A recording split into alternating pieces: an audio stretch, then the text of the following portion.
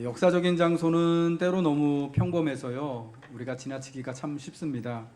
지난 5월 25일 4년 만에 우리 교우 여러분들과 봄소풍을 갔을 때 저는 여러분들과 함께 철원 소이산 정상에 모노레일을 타고 올랐습니다.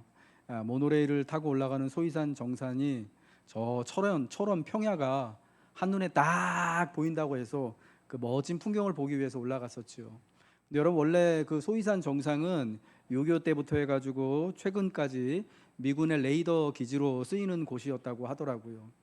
저희는 사실은 소풍을 가면서 좋은 풍경을 보기 위하여서 저 소이산 정상에 올라갔었는데, 가보니까 이제 그 소이산 정상을 특별히 해설해주는 그 자원봉사해주시는 해설사분이 계셨습니다.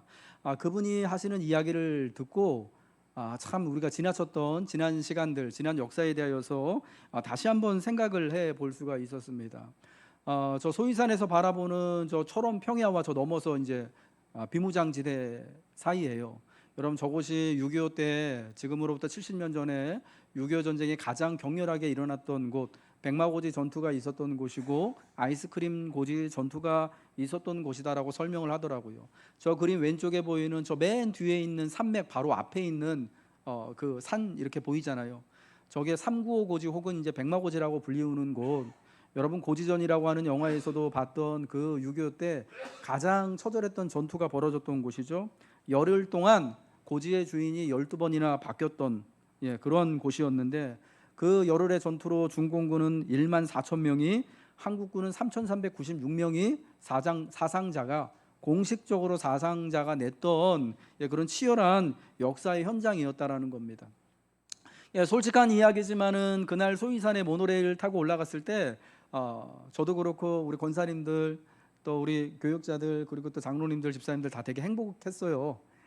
그 좋은 경치를 보러 올라가기 때문에 여러분 얼마나 행복합니까? 소이산 정상에서 이렇게 모노레일 타고 올라가서 정상에서 쭉 평야를 바라보니까 참 그게 장관이었거든요.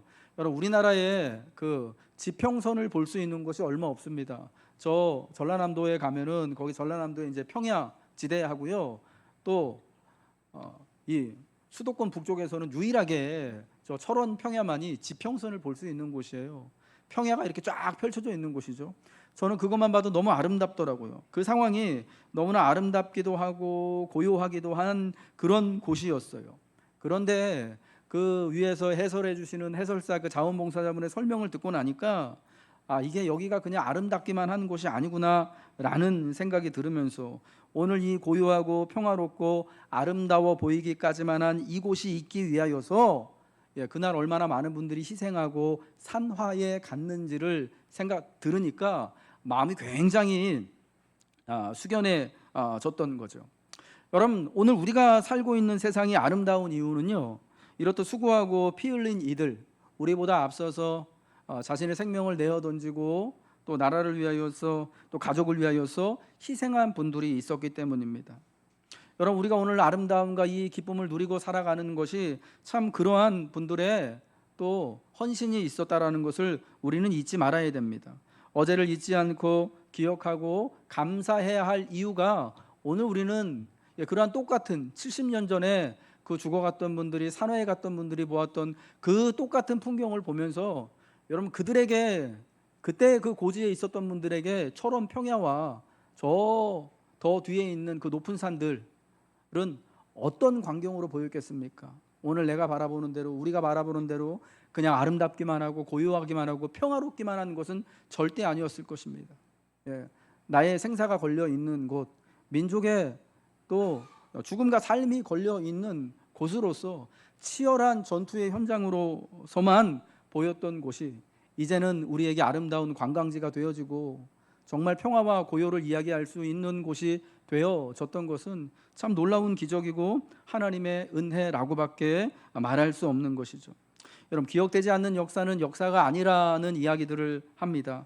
오늘 특별히 6.25 전쟁에 났던 6.25 날을 기념하고 또 오늘 또 주의 날을 이 날을 또 하나님 앞에 예배하면서 오늘 우리가 살아가고 있는 이 자유와 평화와 아름다운 순간들, 부유한 모든 순간들이 다 하나님의 은혜이며 우리를 위해 수고해갔던 우리의 가족들, 또 우리의 부모 형제들, 그리고 또 앞선 그 많은 사람들의 헌신이 있었다라는 것을 기억하고, 우리는 또 역사의 한 자리를 살아가는 사람들로서 감사하는 마음을 가지고, 또 우리도 그러한 책임감과 사명의식을 가지고 이 아름다움과 자유를 잘 지켜나가기 위하여서, 이 신앙을 또 대대로 잘 또 우리가 함께 또 전하기 위하여서 함께 수고하는 믿음의 자리가 우리 삶의 자리가 되어져야 할 줄로 믿습니다.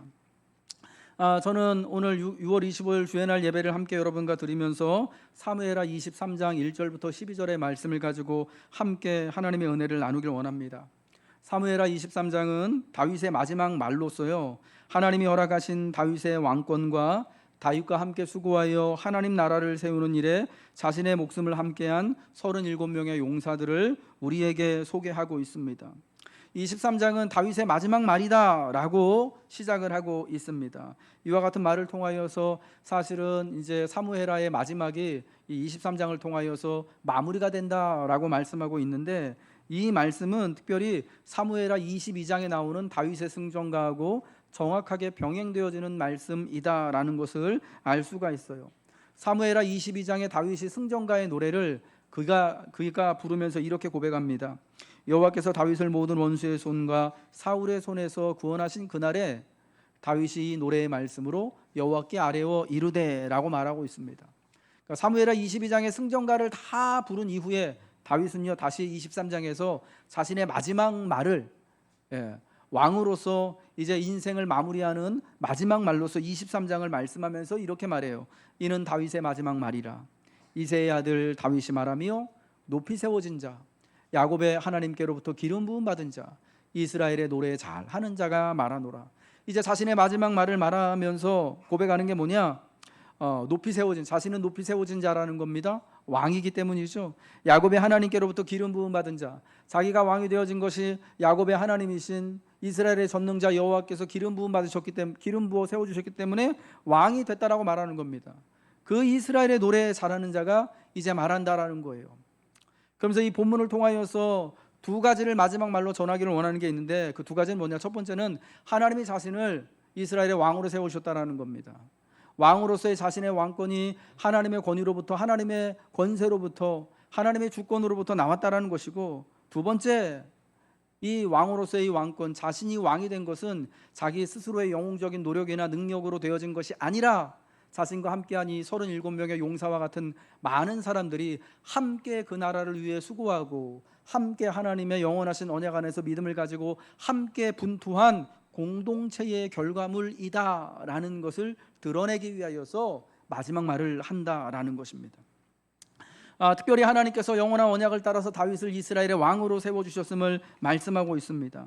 이새의 아들 다윗이 말하며 높이 세워진 자, 야곱의 하나님께로부터 기름 부음 받은 자, 이스라엘의 노래 잘하는 자가 말한다라고 말하면서 이 주권이, 왕권이 하나님께로부터 나왔음을 말씀을 하고 있습니다.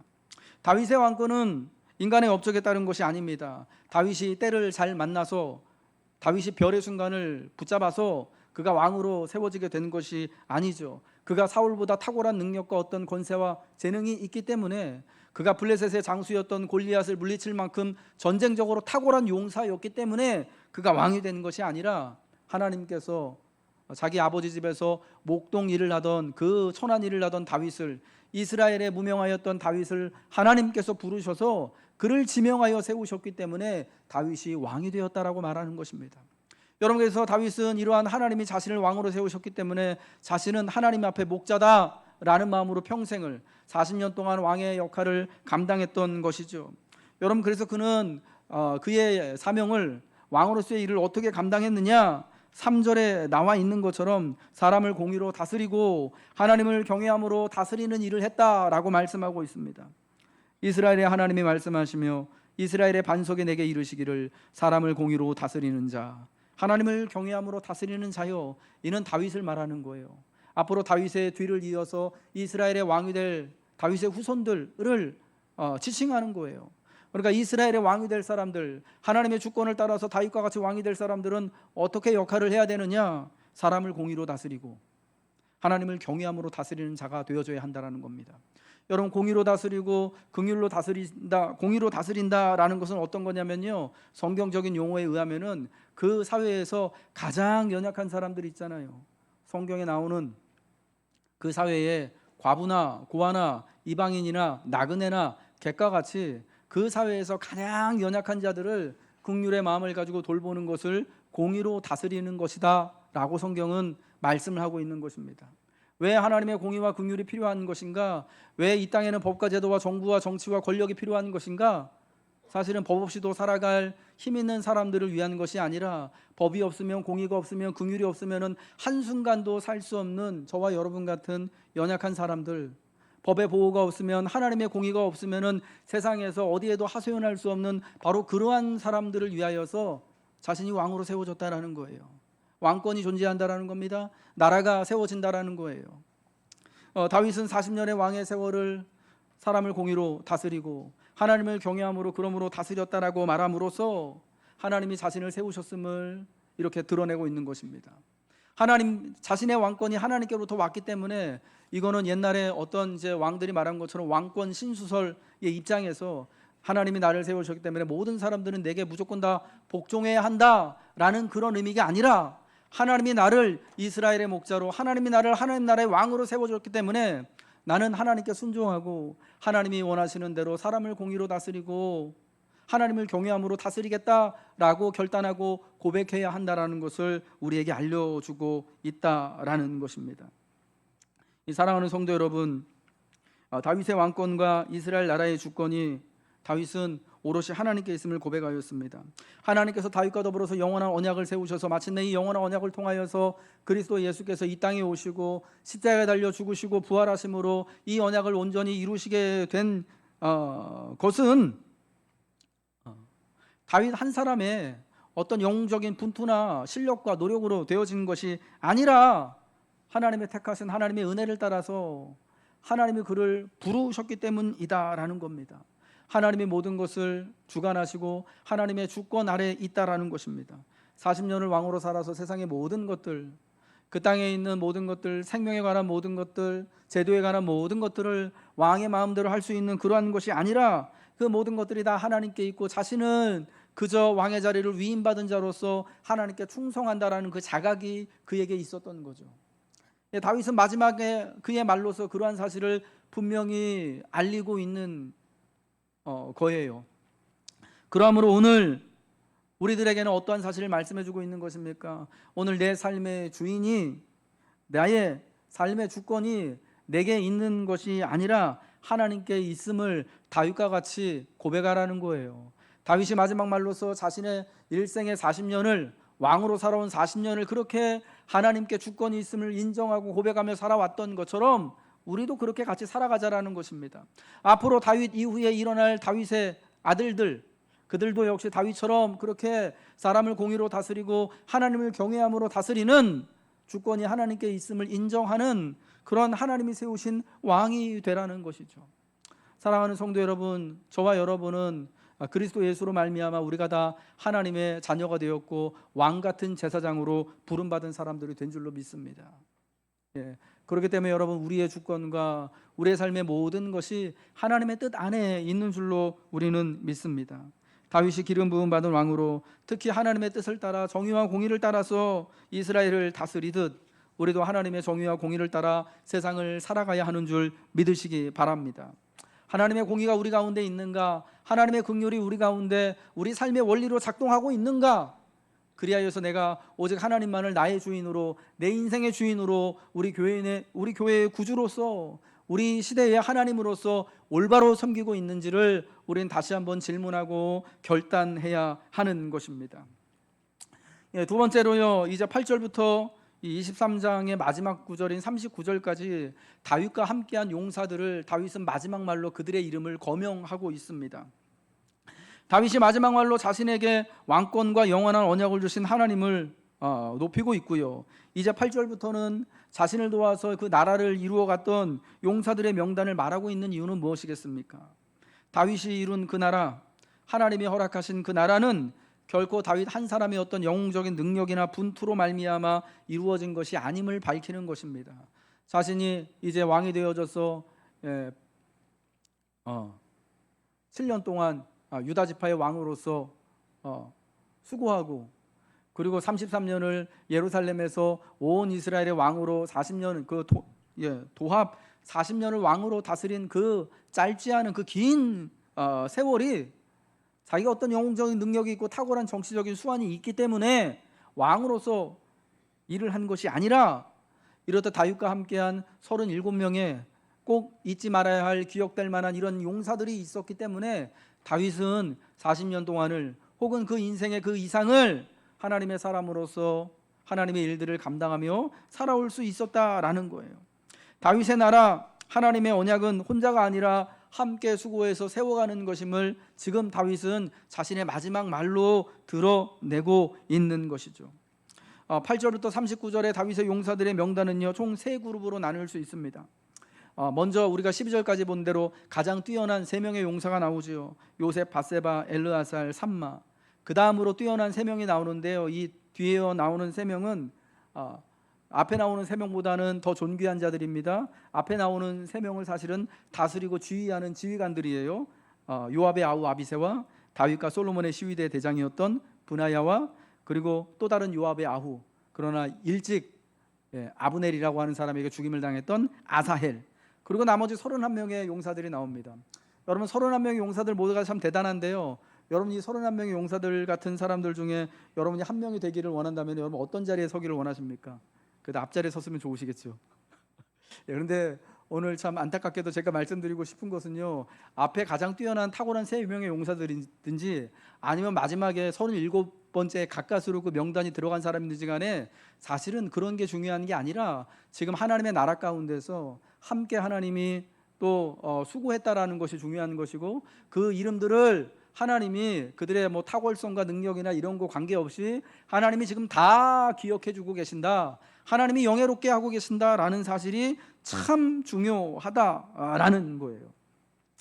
여러분, 이 명단은요, 사도행전 1장 2장에 나오는 초기 예루살렘 교회가 점점 흥왕하여지고 부흥한 그 모습하고 비슷비슷해요. 유사해요. 예수님께서 부활하시고 승천하셨을 때 여러분, 처음에 예수 믿는 사람들은 12명의 제자들로 상징되어지죠. 그때 여러분, 그들이 성령을 기다리는 120명의 공동체가 되었다가 성령을 받은 다음에 여러분 어떻게 됩니까? 베드로의 오순절 설교를 들고 그날 예수를 믿고 세례를 받은 사람이 3,000명이나 더하여지죠. 그리고 또 이제 3장과 4장에 보니까 베드로의 또 설교를 듣고 5,000명이 예수를 믿게 되어지는 놀라운 역사가 일어납니다. 예루살렘에서요, 유다에서 점점 예수 믿는 사람의 숫자가 점점 늘어나요. 12명에서 120명에서 3,000명에서 5,000명으로. 여러분, 그러한 것처럼 이 다윗의 용사들의 명단이요, 점점 확대가 되어지잖아요. 처음에는 정말 다윗과 평생 동안을 다윗을 위하여서 충성했던, 그래서 다윗과 함께하는 에피소드가 충만한 사람들, 뭐 블레셋과의 싸울 때 800명을 쳐주기도 하고, 혼자서 막 블레셋 사람들하고 싸워서 이스라엘의 퇴로를 막은 일도 하기도 하고, 베들레헴 다윗의 고향에 있는 그 우물물을 다윗이 마시기를 정말 원하고 원하였을 때 블레셋 사람들을 뚫고 들어가가지고 목숨을 내걸고 그 물을 떠왔던 3인의 용사들의 에피소드. 그러나 다윗이 그 물을 먹기를 거절하고, 이것은 자기가 먹으면 안 될 것 같다, 이것은 나를 위하여서 떠온 이 사람들의 피값이다라고 해가지고 마치 예배 때 전제로 그 제물에 부어드리는 것처럼 그 물을 그냥 바닥에 쏟아서 하나님께 올려드리지 않습니까? 그러한 이제 엄청난 이제 일을 했던 사람들까지 또 시작해가지고 점점 이게 명단이 확장이 되어지는 것을 여러분 보는 거 아니겠습니까? 이런 것을 보면은 하나님의 나라가 점점 이 적은 무리에서 시작했다가 점점 흥왕하여지고 번성하여지고 부흥하여져 가는 것을 함께 보게 되어지는 것이죠. 여러분, 다윗의 시대나 예루살렘 초기 교회 시대나 지금의 시대나 우리가 하나님의 신실하심을 믿고 주 예수를 믿고 의지하며 함께 모이며 살아가는 가운데는 이러한 놀라운 하나님의 은혜가 있어서 하나님 앞에 예배하는 모든 이들을, 예수 그리스도를 믿고자 하는 모든 이들을 믿음의 용사들로, 믿음의 자리로 하나님이 우리를 불러주신 줄 믿으시기 바랍니다. 그리하여 하나님 나라는요, 상당히 신권주의적이에요. 그러니까 하나님 주권적이라는 거죠. 그리고 상당히 민주적이며 하나님의 은혜는요, 굉장히 사실은 보편적이고 민주적인 특징을 가지고 있다는 것을 말씀해주고 있는 거예요. 왜냐? 이 명단이요, 점점 인원이 늘어나는 것도 이제 그 특징이지만은 원래는 처음에는 유다 지파에서 다윗과 함께하는 사람들이 나왔어요. 다윗의 초기부터 함께했던 요압이라고 하는 사람, 요압의 두 동생들 다 유다 지파입니다. 다윗하고는 사촌지간이에요. 그러다가 점점 그 명단 중에 베냐민 지파 사람들이 들어가고, 나중에는 이 두 지파뿐만이 아니라 이스라엘의 11지파에서 나머지 10지파에서 이렇게 또 용사들이 와서 다윗과 함께하고요. 심지어 마지막에 가면 이방인들까지도 이 용사들의 명단에 포함이 되어집니다. 다윗의 초기 시절 요압과 그 두 동생들인 아비새와 아사헬, 그리고 이 우리가 본 이 세 명의 용사들이 나오고요. 또 쭉 다윗의 말년까지 함께했던 뛰어난 그러나 충성스럽던 이들이 모두 포함이 되어져 있는 것이죠. 이들은 원래 유다와 베냐민 지파의 출신이었다가 나중에 이스라엘 전체에서 다윗과 함께하는 이들이 모여들게 되어지고요. 마침내 이스라엘을 넘어서 이방인들 중에서도 다윗과 함께하는 이들이 일어나요. 그 이방인들 중에서 특징적인 사람들은 가드 사람 이때가 있었고, 암몬 사람 셀렉도 있었고요. 암몬 사람이에요. 암몬 사람 이방인. 가드 사람은 블레셋 사람이라는 거예요. 그리고 또 헷 사람 우리야가 또 대표적으로 나오고 있습니다. 하나님을 향한 믿음이 있다면, 하나님이 이루실 그 나라에 대한 열망을 함께 가지고 있다면, 그가 어느 출신이든지 다윗은 함께하였고 함께 목숨을 돌보며 싸웠다라는 거죠. 그가 어떤 형편에 있는 사람이든지 간에 어떤 출신이든지 심지어 이방인조차도 가리지 않고 다윗과 함께하기 위하여서 찾아온 사람을 그는 박대하지 않고요, 함께 서로 등을 맞대고 살아왔던 거예요. 그리하여 하나님의 나라를 이루어갈 수 있었던 것이죠. 하나님의 은혜, 하나님의 역사와 권능은 이렇듯 모든 곳, 모든 사람에게로 흐르고 그들을 불러 모으는 것입니다. 이것이 하나님의 은혜의 민주화와 보편성이다라고 우리는 말할 수 있을 것입니다. 특별히 이 명단 중에 정말 특징적인 것이 하나가 있는데, 그건 뭐냐면 2인자였던 요압이 등장하지 않는다라는 거예요. 그러나 햇사람 우리야는 마지막에 가서 그 명단에 포함된다라는 거죠. 여러분이 성경의 이야기를 잘 아실 거라고 생각합니다. 다윗이 언급한 이 37명의 용사 중에요, 다윗 왕국의 2인자였던, 아마도 평생을 다윗의 젊은 시절부터 다윗이 죽는 날까지 함께 했던, 어쩌면 다윗과 가장 오랜 시간을 보냈던 요압이 빠져 있다라는 사실이 되게 특징적인 겁니다. 심지어 요압의 두 동생인 아비새와 아사헬은 이 명단에서 가장 용맹했던 세 용사는 아니지만 그 세 용사를 지휘하는 관리자로서 존귀한 자로서 보고가 되고 있음에도 불구하고 요압은 나오지 않아요. 코빼기도 비치지 않습니다. 요압이 여러분 그들만큼 존귀하지 못해서입니까? 요압이 그들만큼 수고하지 않아서인가요? 요압은 실질적으로 다윗의 나라에서 2인자였습니다.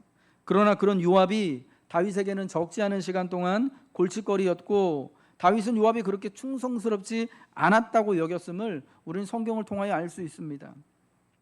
이스라엘의 두 군사령관이었던 아브넬과 아마사를 요압이 살해했죠.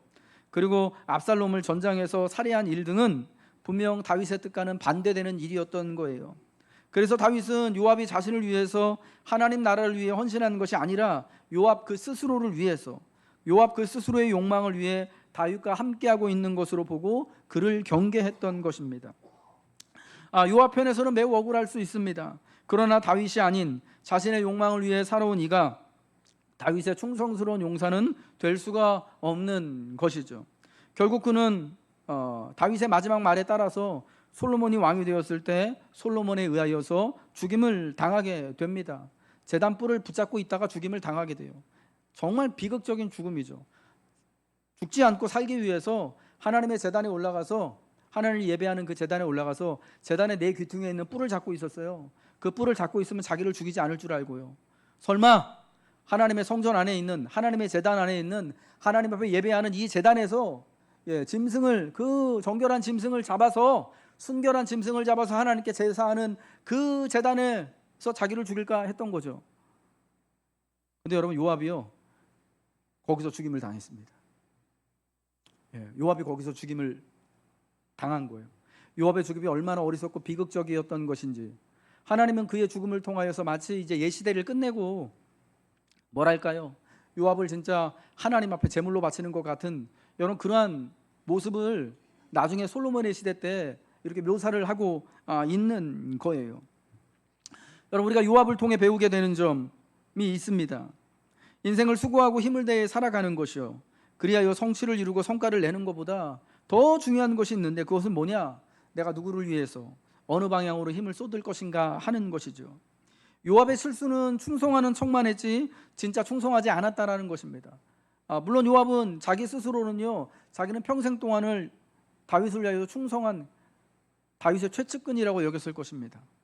그런데 문제는 뭐냐? 다윗은 그렇게 보지 않았다라는 거죠. 다윗은 항상 요압을 경계하고 있었다라는 것이죠.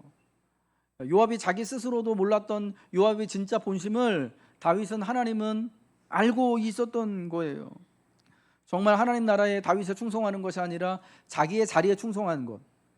이스라엘의 두 군사령관인 아브넬과 또 아마샤를 살해한 사건이 뭐냐? 자기가 군대 지휘권을 갖기 위하여서, 자기가 군사령관 지위를 잃지 않기 위하여서 자기보다 더 의로운 사람들을 전시도 아닌 평상시에 암살한 거거든요. 몰래 죽인 거거든요. 여러분, 이 사건으로 인하여서요, 다윗의 나라가 둘로 쪼개질 뻔한 엄청난 위기가 있었던 거예요. 여러분, 그래서 다윗 편에서는요, 요압이 꼭 필요한 사람이었지만 이게 그러니까 너무 슬픈 거예요. 요압은 꼭 필요한 사람이었습니다, 다윗에게.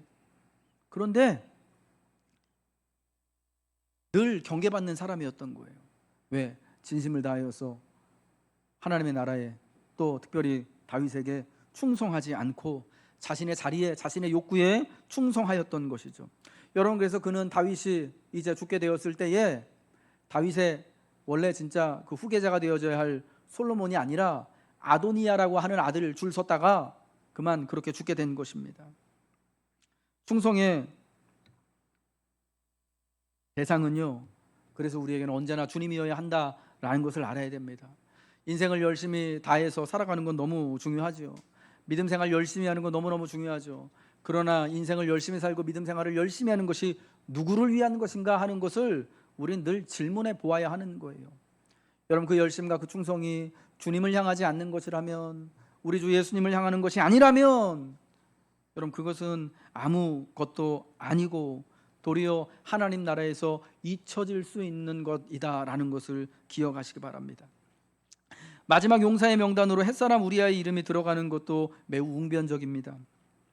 그의 이름이 이 명단에 들어갔다는 사실은 꽤 많은 사실들을, 진실을 우리에게 말해줍니다.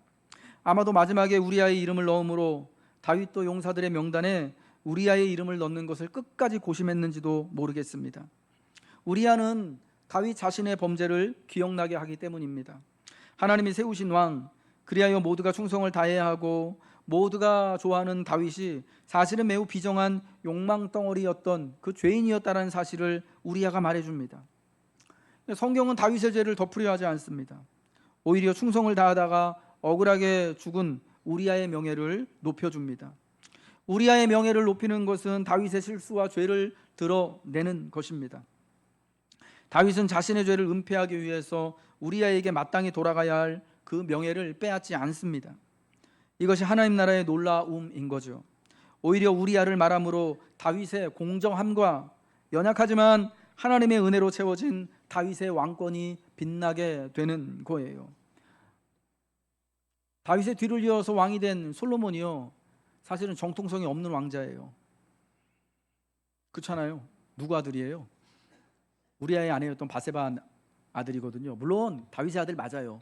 근데 여러분, 여러 아들이 있는 가운데서 여러분이라면 굳이 그런 아들을 왕으로 세우고 싶으시겠습니까? 뭐 이런 가정이 말도 안 되는 거긴 하지만은, 뭐 아마 일반적인 나라에서는요 그렇게 안 할 거예요. 정통성이 되게 중요하잖아요. 그런데 하나님이 주권이 있는 하나님의 나라에서는요, 그 정통성이 하나도 없는 솔로몬이요, 그 바세바의 바세바가를 어머니로 두고 있는 솔로몬이 왕이 되는 거예요. 참, 이게 여러 가지 많은 것을 시사해 주는 것이죠. 솔로몬이 왕이 되어지는 것을 통하여서요, 우리아가 계속 기억되는 거예요. 아이러니하게도요. 솔로몬의 어머니가 바세바가 원래 우리의 아내였는데, 옛날에 다윗이 그러고 했다더라. 계속 기억되는 거예요. 그래서 우리도 알고 있잖아요. 한 사람의 영예로운 그 충성한 용사를 그래서 잊혀지지 않게 되어지는 것이죠. 그리고 또 한 가지 중요한 것은, 하나님의 은혜는 아무리 그 심각한 죄악과 잘못이라고 하더라도 하나님의 은혜로 이것을 다 덮어주신다라는 것을 말씀해주고 있는 거예요. 여러분, 세상의 나라라면은 당연히 우리와는 잊혀질 것이고요.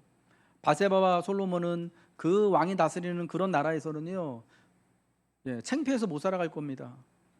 물론 뭐 잘 먹고 잘 살 수는 있었겠지만은 이렇게 이름을 드러내고 왕의 자리까지, 이건 말도 안 되는 거죠.